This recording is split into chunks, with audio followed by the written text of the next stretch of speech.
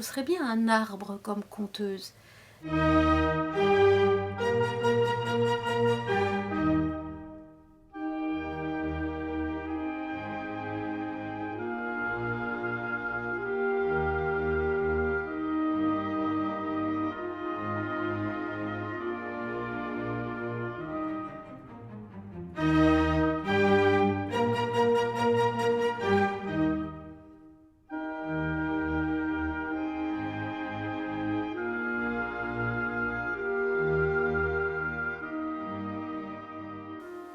Et si tu devais parler de ce que le conte a généré en toi, comment tu as vécu ça? Si je peux dire en deux mots, il me semble qu'à 20 ans, j'avais deux choix. Ça va être un peu hard ce que je vais dire, mais soit d'être sage, soit d'être folle. Le conte m'a permis les deux. Alors, ce que je connais de moi, c'est ma capacité à faire des grands écarts. C'est-à-dire, dans le monde du conte, j'ai été à la fois attirée par l'infiniment petit, tout ce qui est minuscule, les perles. Et dans le monde du conte, les perles, ce sont les comptines, les petits jeux de nourrice tout simples. Et c'est quelque chose, c'est un monde petit, mais dans lequel je vois le monde entier. Et c'est ça qui me passionne, et c'est pour ça que j'aime tant raconter aux tout petits et transmettre aussi ce répertoire et comment, enfin, toute mon expérience et tout ce que j'ai découvert à partir de ces petites perles que sont les comptines et les jeux de nourrice. Et puis j'aime aussi l'infiniment grand. J'aime tout ce qui est trait à l'univers, à la lune, au soleil, aux étoiles. Et du coup, j'ai l'impression que depuis que je suis conteuse, je tente de réunir l'infiniment petit et l'infiniment grand. Comment tu définirais ce qui t'est arrivé? C'est une ligne, c'est un chemin, c'est une ascension, c'est une chute, ou ce sont des découvertes successives, c'est un territoire, c'est quoi? Ce que tu as vécu avec le conte? C'est une petite porte qui s'est ouverte et qui m'a fait descendre des marches tout au fond, dans un pays immense et merveilleux. Et parfois je remonte, et puis parfois je redescends. C'est un chemin qui a des hauts et des bas, mais c'est plutôt un chemin vers les profondeurs, un chemin vers l'intérieur, mais un intérieur qui est absolument merveilleux. Je tente de réunir aussi peut-être les choses incarnées qui sont sur la Terre et les choses qui m'emmènent vers d'autres sphères, d'autres dimensions. Et du coup, j'ai l'impression de faire l'arbre. Donc je serais bien un arbre comme conteuse. J'aime assez l'idée d'aller chercher dans les profondeurs avec les racines et puis de grandir, de faire du bois. Ça c'est quand même... le bois c'est quelque chose de magnifique, de noble. Et puis de faire des branches sur lesquelles les oiseaux viennent se poser, des feuilles, pourquoi pas des fleurs et des fruits. En tout cas de faire un lien entre les mondes.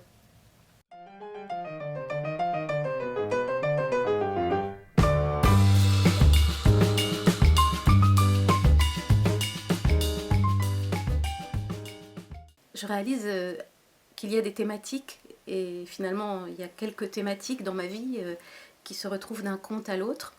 En tout cas, un conte que je raconte depuis longtemps et que j'ai toujours un immense plaisir à raconter, c'est un conte du Grand Nord, un conte inuit du Grand Nord, que j'ai trouvé chez Louda, qui était tellement magnifique à raconter parce que c'est déjà oralisé, c'est déjà de la musique quand on lit, et des images quand on lit Louda. Donc je suis allée vers Louda très vite en goûtant combien c'était savoureux les contes écrits par Louda. Et donc ce conte, j'allais dire cette chanson, c'est la chanson volée. Et la chanson volée, c'est l'histoire d'un petit oiseau qui offre à sa femme comme cadeau de noces une chanson. Parce que une chanson, c'est le plus beau des cadeaux. Ça ne meurt jamais, une chanson. On le transmet à ses enfants qui transmettront à leurs enfants et ça dure éternellement. Alors ça déjà, ça me touche énormément. Le fait que ce soit un oiseau, que ce soit une chanson et que ça se transmette éternellement. Et puis la femme de Tchekalguin, elle accroche cette chanson autour de son cou parce que c'est une chanson qui sent bon la douceur, la chaleur. Et ça me plaît énormément aussi parce que là on passe d'un registre à un autre, du registre de la musique à un autre registre sensuel qui est respirer, sentir et se relier à ce qui fait du bien. Et bien sûr un bébé vient dans leur maison et elle lui chante la chanson dès qu'il vient au monde et le bébé se met à rire. Donc ça aussi c'est quelque chose qui me touche profondément, c'est tout ce qui... J'adore les bébés et j'adore les berceuses et faire rire un bébé en lui chantant une chanson, ça me touche au plus profond de mon cœur. Mais voilà, il y a le corbeau qui habite à côté. Alors j'adore aussi la figure du corbeau qui est vraiment celui qui transgresse, celui qui, par qui vient la lumière, par qui vient beaucoup de choses, mais qui est pas toujours très sympathique avec ses voisins. Et comme sa femme n'arrive pas à faire tenir leur bébé tranquille, eh bien il vient voler la chanson du petit oiseau et il la crache dans le bec de sa femme. Et sa femme essaye de chanter, mais évidemment, sa voix n'est pas aussi douce et belle. Elle a une voix rauque, éraillée, horrible. Et donc dans la maison du corbeau, il y a encore plus de pleurs, plus de cris. Et la petite, la maman oiseau à qui on a volé sa chanson, eh bien évidemment elle pleure, son bébé pleure. Voilà, enfin, et c'est comment le petit oiseau Tchekalguin, par la ruse, va aller rechercher la chanson chez son voisin, le corbeau voleur.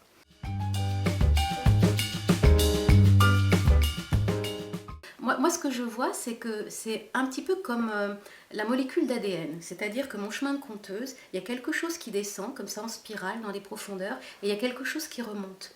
Et cette chose qui remonte, c'est quelque chose qui... Enfin, pour moi, ces deux choses-là, c'est la vie. Et c'est cette vie parallèle Bon, moi, je me sens quand même toujours depuis ma naissance, je crois, peut-être même avant, comme quelqu'un qui marche entre deux mondes, comme un funambule. Donc des fois, je suis dans la descente et je me dis, oh là là, je me laisse aspirer, et il peut y avoir des choses qui sont qui sont fascinantes mais qui peuvent être inquiétantes. Et puis parfois, c'est la montée, je vais vers la vie, il y a quelque chose, j'ai trouvé un trésor, je remonte avec mon trésor et là, c'est...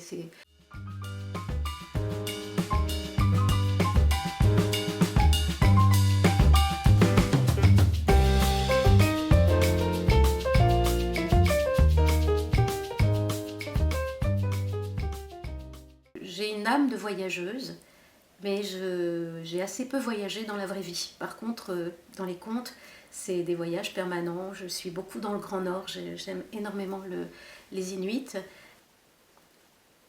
particulièrement, mais voilà, je pars aussi en Afrique du Nord. Un peu moins en Afrique noire, mais il y a des contes qui m'ont énormément marqué, mais j'y vais, c'est vraiment, on peut dire, il y a peut-être 2 contes. Enfin bon, en tout cas, la Russie, voilà, l'Italie, j'ai énormément voyagé avec les contes. Et j'ai vraiment eu l'impression que ça m'ouvrait sur le monde, mais sur un monde finalement parallèle.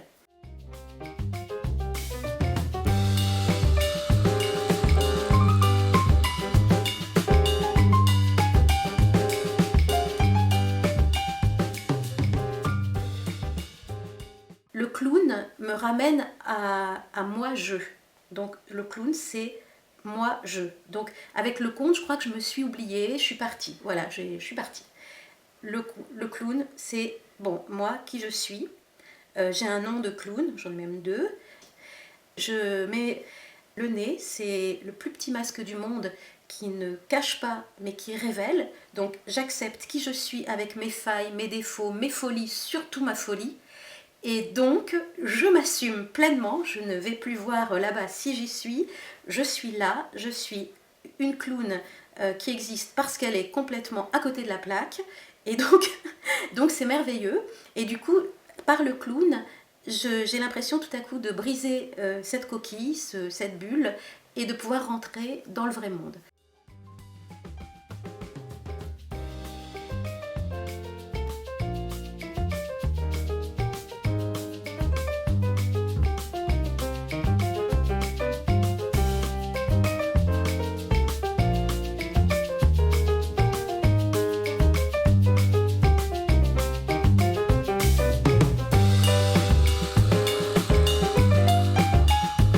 Aujourd'hui, il est absolument indispensable que les deux se fusionnent et que je devienne une conteuse qui va sur les chemins et qui rencontre le monde merveilleux dont je rêve, mais avec qui je suis. Bonjour Madame la clown. Bonjour Monsieur le conteur. J'ai une question délicate. J'ai peur que vous soyez en train de prendre la place de la conteuse. La conteuse? Mais pas du tout. Pas du tout. C'est elle qui m'a pris ma place.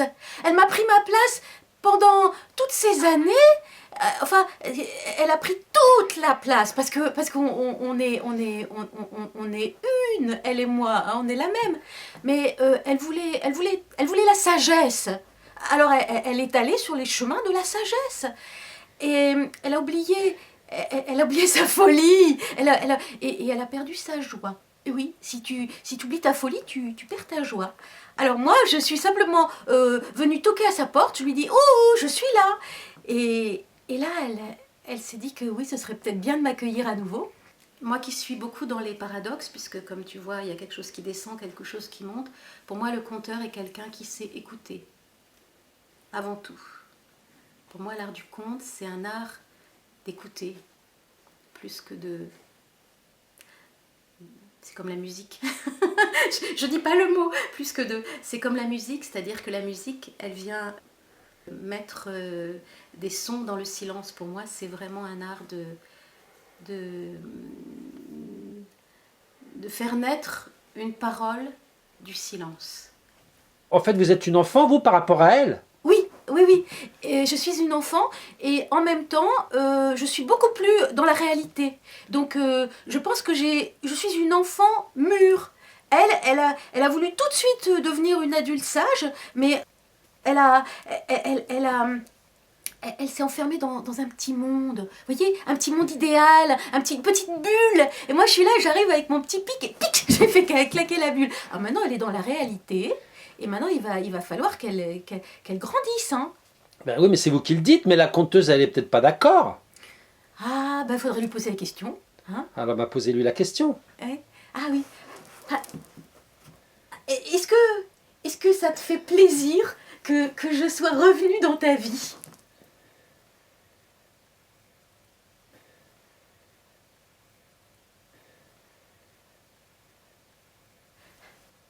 Je crois qu'elle est conteuse, elle est contente, elle est conteuse, elle est contente, elle est conteuse. Ah oui. Flocons blancs, comme des papillons volants. À la fenêtre, je t'attends. Quand vous êtes folle, vous lui faites pas trop peur non plus? C'est pas toujours confortable, hein. C'est pas toujours confortable, hein.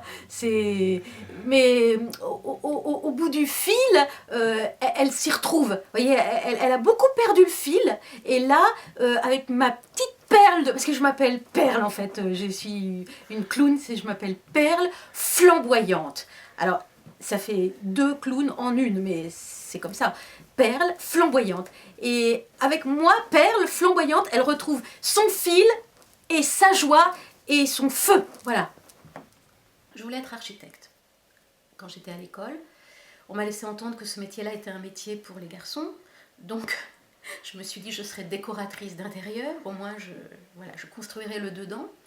Et puis, en commençant des études d'art, j'ai fait un panneau une fois et on m'a dit, ça ressemble à du décor de théâtre. Et là, quelque chose s'est fait et j'ai dit, je vais faire du décor de théâtre. Donc, j'ai commencé à étudier le décor du théâtre avec un grand monsieur qui s'appelait Georges Vakevitch, qui était le décorateur de Peter Brook, entre autres. et c'était passionnant. J'ai travaillé aux ateliers de la Comédie Française d'abord en stage et puis en remplacement pendant quelques mois. Et là, je me suis dit, ce métier est beaucoup trop dur. C'est un métier de mec, parce que c'est très, très, très machiste. Pour la petite jeune fille que j'étais, j'avais bien du mal à me protéger.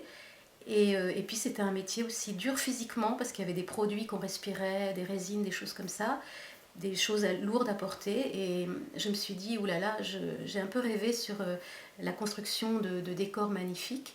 Je me souviens que j'avais beaucoup rêvé sur la maquette de la flûte enchantée de Mozart. Donc déjà un univers comme ça, alchimique et merveilleux. Il m'avait vraiment porté. Et puis, je travaillais en même temps que je faisais mes études de décor de théâtre avec Georges Vaquevitch. Je travaillais comme hôtesse d'accueil c'était les ateliers de la ville de Paris, la DAC. Et il se trouve que comme je travaillais comme hôtesse d'accueil, eh bien j'avais droit à suivre tous les ateliers. J'ai suivi du théâtre, j'ai suivi de la poterie, bref. Et il y en avait un atelier conte sur la péniche, sur la Seine, avec Fabienne Thierry. Et donc moi qui ne parlais pas, j'étais d'une timidité maladive, je me suis dit, les contes, donc j'avais 25 ans, ça c'est... Allez, allons-y. Une mauvaise fée s'est penchée sur mon berceau. Quand j'ai envie de dire quelque chose, il y a tout qui se bouscule à l'intérieur. Les pensées, les mots, la chronologie, il y a trop de choses, ça va dans tous les sens. Et du coup, c'est le chaos. Pauvre petite! Pas facile pour une conteuse. Ben justement, quand j'ai rencontré le conte, eh ben, ça a été comme une main tendue. Parce que moi, du coup, j'avais fait un choix, c'était de rester dans le silence. Mais dans le silence, moi qui aime les gens, qui aime la vie, qui aime l'ouverture, qui aime la liberté, eh bien, j'étais dans un gouffre de silence, enfermé. Et allez, les contes, oui, ça a été une main tendue. J'ai saisi cette main. Et les contes, c'est extrêmement structuré. C'est organisé. Chaque étape entraîne la suivante, etc. Et donc, du coup, eh ben, c'était pour moi plus facile de me dire, de parler de moi, de parler des choses profondes, importantes, de mes révoltes, de mes aspirations, de mes quêtes, de mes questions, à travers les contes. Parce que les contes, ils étaient comme des actions qui s'enchaînent et je me perdais plus. Je me suis dit, c'est bien, ça me fait du bien. Voilà, ça a été vraiment thérapeutique pour moi.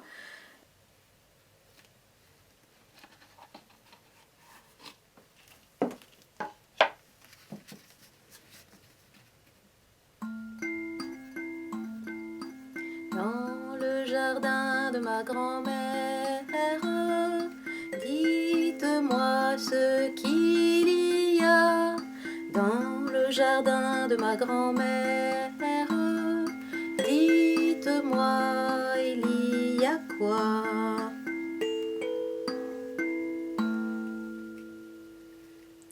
Et dans le jardin de ma grand-mère, il y a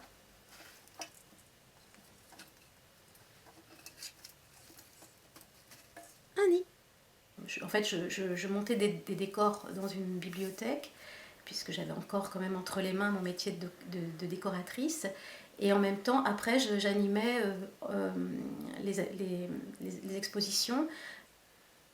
Et parfois, je racontais des contes. Et du coup, j'ai vu une annonce un jour pour entrer en bibliothèque. Et je me suis dit, c'est pas mal les bibliothèques. À la fois, il se passe des choses, il y a des expositions, on peut raconter, il y a des livres. Enfin bon, voilà, c'est une maison bien tranquille, on va dire. Enfin bien, tranquille, protectrice. Donc j'ai postulé et j'ai été engagée à la Courneuve, au 4000, pour amener le conte, puisque je racontais, pas professionnellement, mais c'était vraiment quelque chose de très important pour moi. Voilà, alors de fil en aiguille, en arrivant à la Courneuve, j'ai rencontré Céline Murcier, qui était aussi bibliothécaire dans le 93, et qui venait de créer la collection À Petit Peton chez Didier Jeunesse. Et donc elle m'a proposé de publier dans cette collection. Céline Murcier m'a demandé un conte et je racontais au musée de la Monnaie des histoires d'or, d'argent, de trésors, de sous, d'échanges. Donc le bateau de Monsieur Zouglouglou. Et c'est devenu mon premier livre chez Didier Jeunesse.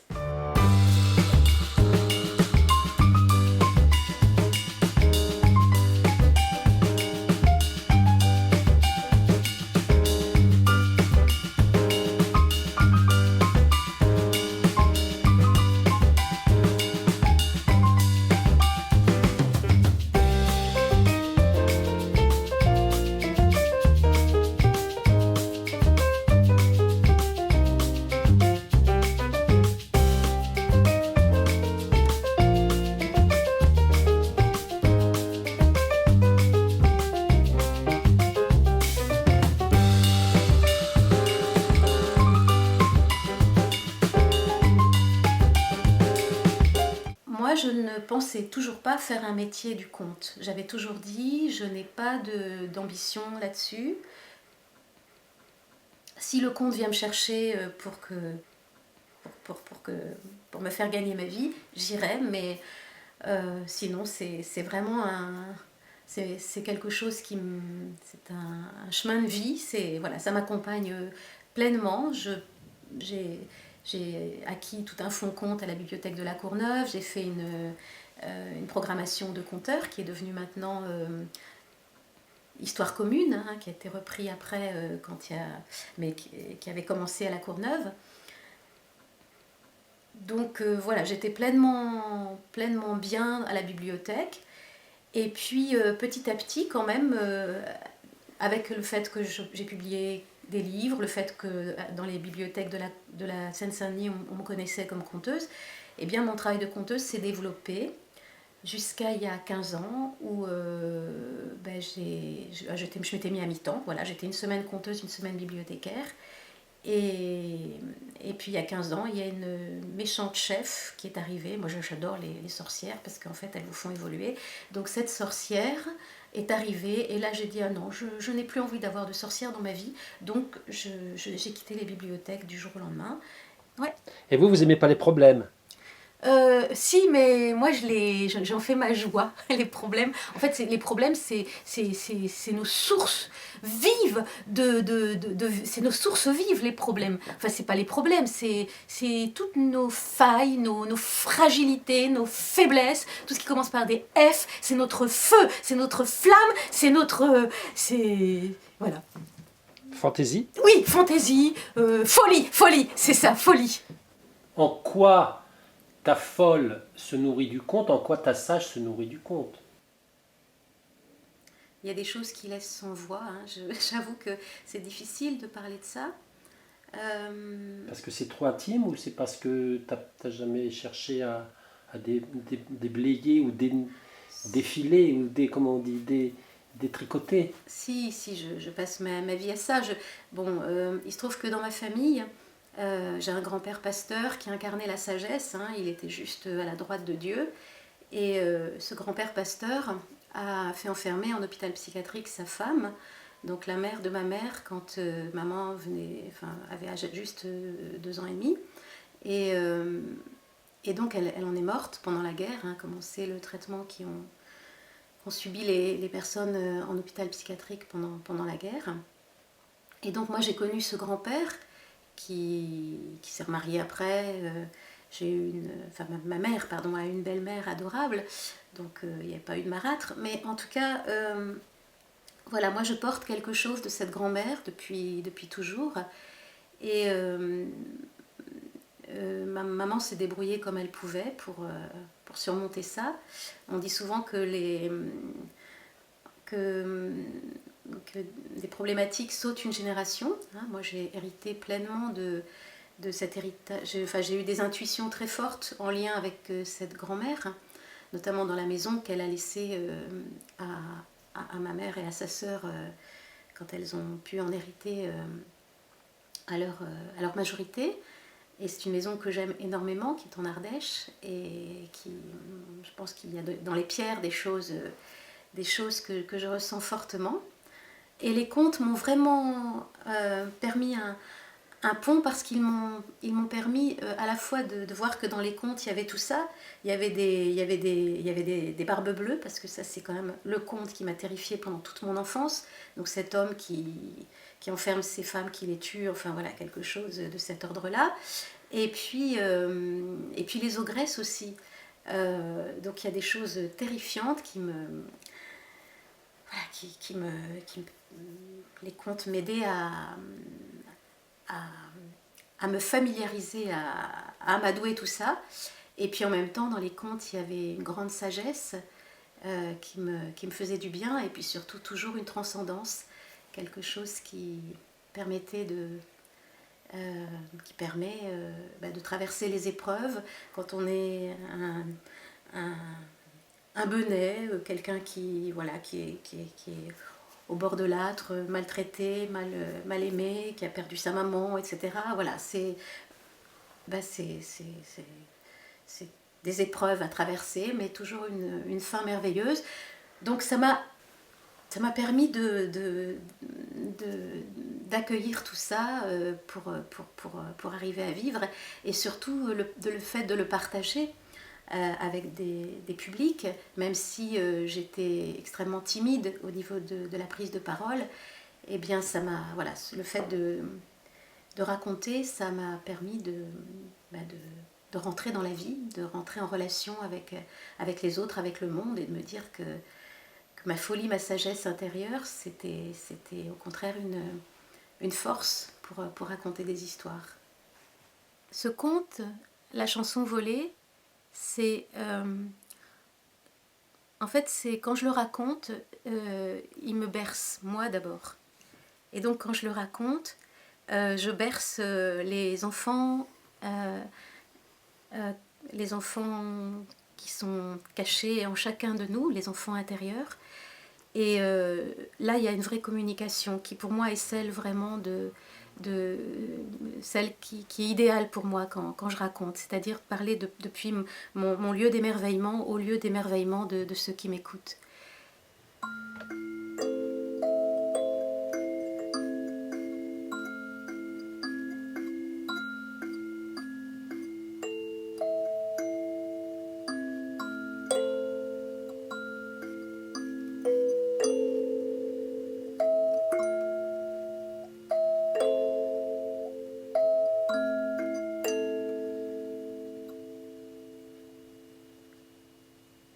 Donc c'est une histoire que je peux raconter à toutes les tranches d'âge. C'est-à-dire que je peux la chanter à des tout petits.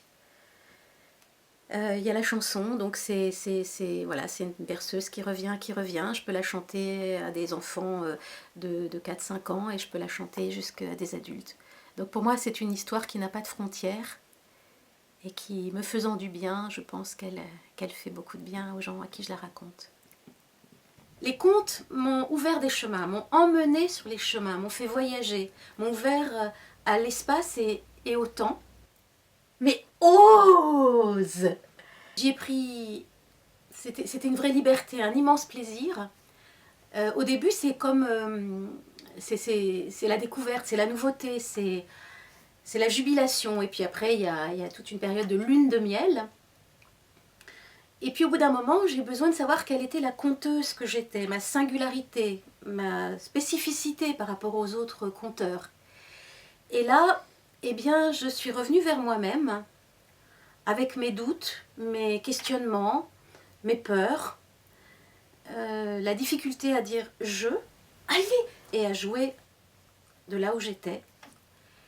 Et du coup, je me suis fait un petit monde,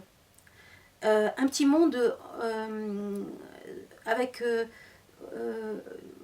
un triangle en fait entre mon cœur, mes mains et mon visage. C'est le petit monde des comptines et des petites histoires pour les tout petits. Et ça, c'est un petit monde dans lequel je me sens très très bien. C'est aussi ce petit monde-là qui a fait que j'ai pu vivre du conte, parce que c'est vraiment là qu'on vient me chercher, qu'on m'appelle, qu'on me reconnaît, que je me sens très à l'aise. Allez, allez, allez. Sauf qu'au bout d'un moment, ce petit monde-là qui me fait vivre ma petite bulle de douceur, de magie, m'a paru un peu limité. Et depuis quelques années, je suis ravie d'être dans ce petit monde-là, mais j'ai une envie de me déployer, de m'ouvrir et de retrouver les grands contes merveilleux de mes débuts. Mais ce sont des chemins qui, je crois, aujourd'hui, me font peur par rapport au début. C'est des chemins vraiment où... Oh, mais c'est pas grave, tu peux le dire. Je dois traverser des endroits de moi qui sont... Tu peux dire n'importe quoi, en fait, c'est toujours bien. C'est toi. Tu peux éteindre. Ça y est, je suis retombée dans mes écueils. C'est terrible. Tu vois? Et là, tu regardes la conteuse, là. Tu regardes la clown. Ah non, mais tu vas pas enregistrer ça. Mais si, justement, la clown, elle va te répondre. Tu ouvres la bouche et tu laisses sortir. Ah non, tu veux pas enregistrer ça. Non, surtout tu réfléchis pas. Hein. Ah non, tu réfléchis pas. Tu te laisses traverser. Alors, du coup, comme ça, tu vas le couper. Hein. Eh bien, depuis 1 an et demi, j'ai trouvé la solution. Je reviens vers le jeu, à tous les sens du terme. Je retrouve ma folie, je retrouve ma joie. Je suis égocentrique, je suis à la maison, chez moi, je suis clown. Eh oui, ça me permet d'avoir un point de vue décalé sur le monde, parce que j'essaie de rentrer dans les clous, mais franchement, je crois que je suis vraiment très très décalée.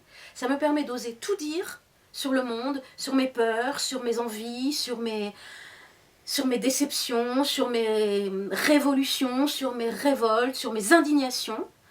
Et la clown, elle fait ça merveilleusement bien. En tout cas mieux que moi.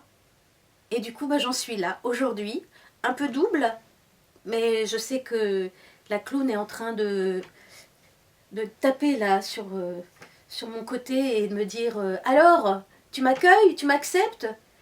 Et à un moment, tel Senjo et Senjo, ces 2 personnages de ce conte chinois que j'aime beaucoup, nous allons nous réunir, la clown et la conteuse. Et alors là, je crois que je me sentirais beaucoup mieux. Elle a dit qu'on allait se fondre l'une dans l'autre et qu'on allait devenir une seule, quoi. Ça fait longtemps que j'attendais ça.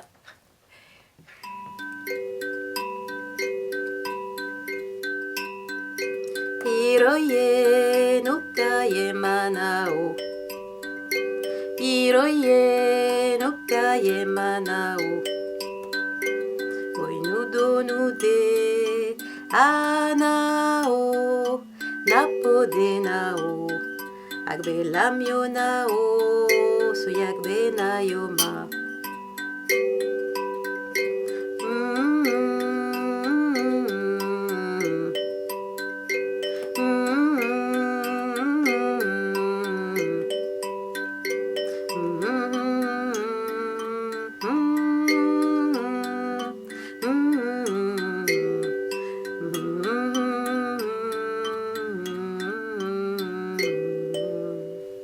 Les contes sont pour toi alors une nourriture, un baume, un trésor, une réserve naturelle à protéger. Et je pourrais énumérer encore 1001 images. Quelle est celle qui te vient? Je dirais un paysage dans lequel il y a des grottes, il y a des gouffres, il y a des jardins merveilleux, il y a des montagnes, des sommets, il y a des palais, il y a je dirais plus, c'est un monde, peut-être un monde, et certainement un monde parallèle. Un monde parallèle dans lequel je me suis beaucoup réfugiée. J'ai, pour chaque moment difficile de ma vie, un moment est associé à un conte qui m'a porté, qui m'a vraiment permis de vivre en parallèle quelque chose. 5 petits moutons qui couraient dans la neige, tournez, tournez le joli manège. 5 petits moutons qui tournent dans la neige, il y en a un qui tombe, il reste que 4 moutons, 4 petits moutons qui tournent dans la neige. En fait, Pascal, c'est quand même fou parce que t'es obligé d'inventer une fiction parce que je suis incapable, je suis un personnage de fiction. Je suis incapable d'être un personnage de documentaire, quoi. Je sais pas quoi dire. Il faut faire une fiction pour moi, quoi. C'est fini les frères Lumière, quoi. Moi, c'est du Méliès. On fait des trucages, et voilà. Et c'est quand même fou, quoi. C'est ça qui est rigolo. Alors, Colline, conteuse. Alors, on met ça bien, hein. Voilà. Voilà, très sage, hein. Voilà. Oh. Le siège qui fait du bruit, hein. Ça c'est pas très conteux, ça. Hein.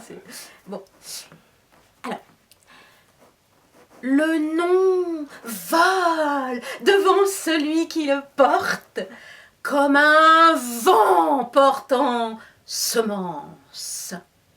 Ça, c'est la phrase, c'est la phrase de Colline, conteuse. La première phrase, c'est sa phrase fondatrice de conteuse.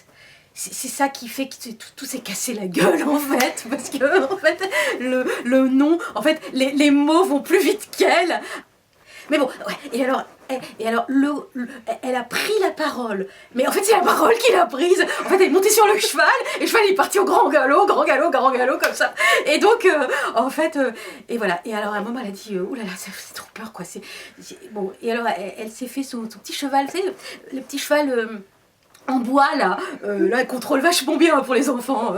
Ah dada sur mon bidet, quand il trotte, il fait des plaies. Hop, hop, au trop, au galop. Voilà, là j'ai très contrôlé, c'est très très bien. Voilà, ben voilà, c'est comme ça qu'elle est. T'as ta petite lumière là, t'as oublié ta petite lumière. C'est pour ça que tu t'es laissé emporter. C'est pas mal imité, hein. J'essaie de faire bien parce que en fait j'aime bien l'imiter. J'aime bien l'imiter. Bref, va dans tous les sens et donc voilà. Mais c'est elle qui contrôle pas du tout en fait. Hein. Elle fait n'importe quoi. En fait, moi je suis la cavalière et elle c'est le cheval. C'est complètement fou. Ah bah ouais. Ah bah en fait, ouais. Eh ben on va se rassembler. Ça fait quoi comme animal déjà? Oh, j'adore.